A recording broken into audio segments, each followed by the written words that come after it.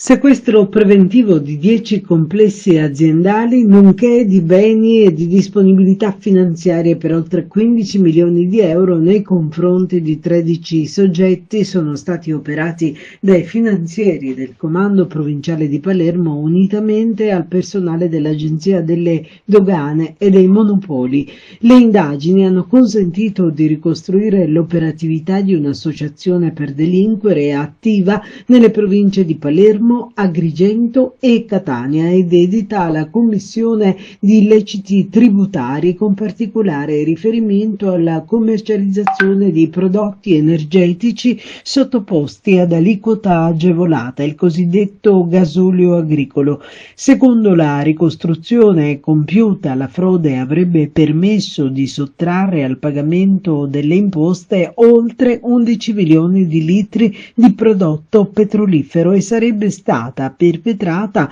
attraverso l'utilizzo strumentale di operatori economici del settore e la predisposizione di documentazione mendace. Più nel dettaglio, diversi depositi commerciali riconducibili ai vertici del sodalizio criminali avrebbero emesso fatture per operazioni inesistenti e predisposto DAS fittizi al fine di documentare cartolarmente la vendita di carburante a società di comodo o aziende del tutto ignare di quanto avveniva, mentre lo stesso in realtà veniva ceduto in nero a soggetti terzi non aventi titolo a riceverlo, il che consentiva a questi ultimi di praticare prezzi fortemente concorrenziali a discapito degli altri operatori del settore.